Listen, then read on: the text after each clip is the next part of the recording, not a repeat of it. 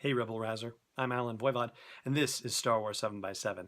So this is the next in a series of looks at the Last Jedi Novelization by Jason Fry, which includes information about The Last Jedi that you didn't see on screen, and we're hopefully going to find out more about how all of that originated later this week, maybe even next week in the podcast. Details forthcoming, hang on for that.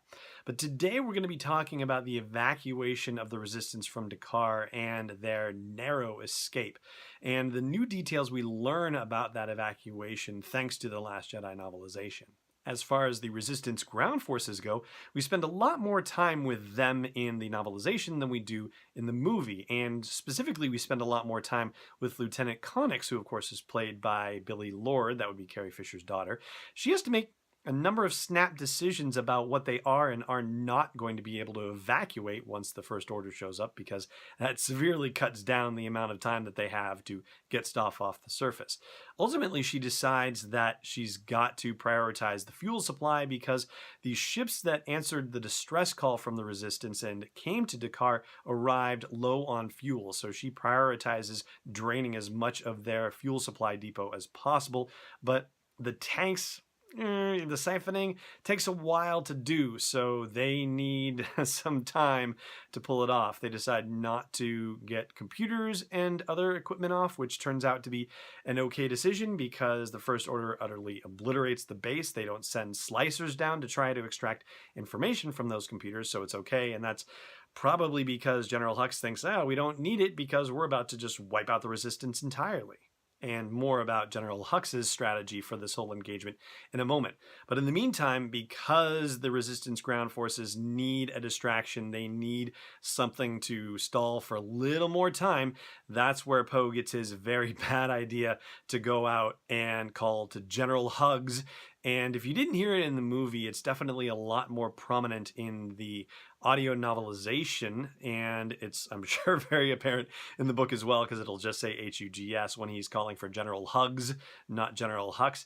And Hux actually recognizes the name not just as somebody who, they used to have prisoner on the finalizer until Kylo Ren let him slip from his grasp, but also he recognizes Poe as the pilot who delivered the killing blows to Starkiller Base. And so, as you can imagine, Hux doesn't like Poe one bit at all, and so this exchange is even more frustrating than we knew about in the movie, or at least that we probably even considered in the movie.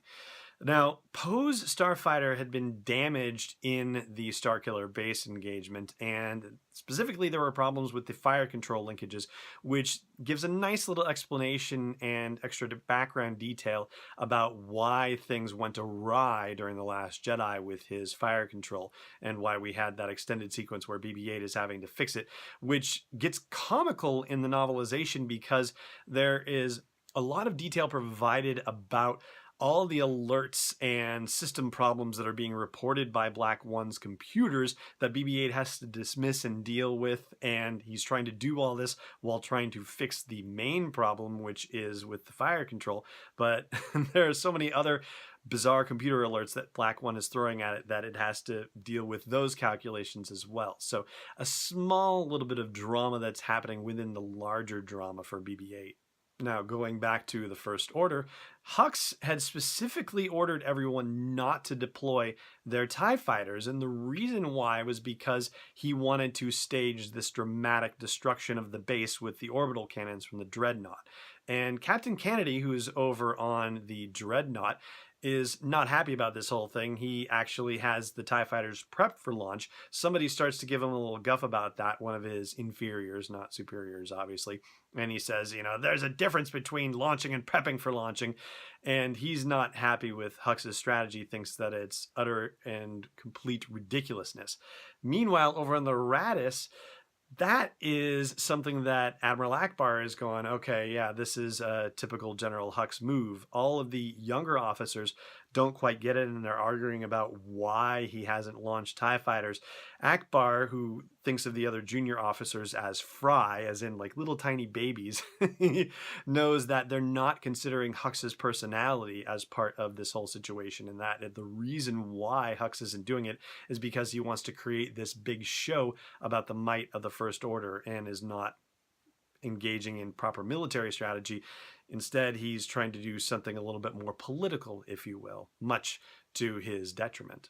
Because it's that error in strategy that leads to the dreadnought getting destroyed and ultimately to the resistance escaping. Not for long, as we know, of course, but long enough to anger Supreme Leader Snoke, and already probably one of the funniest moments in the audio novelization so far is the depiction of the call between Snoke and General Hux as it starts out. And I think you should be able to hear a little bit of that audio right now. Oh, good. Supreme Leader... Ah! Hux began, but an unseen force slammed him into the polished black floor of the bridge. Yeah, I love that. Ah! When he gets pulled down, right, with the force and dragged around. I thought that was very well done by Mark Thompson.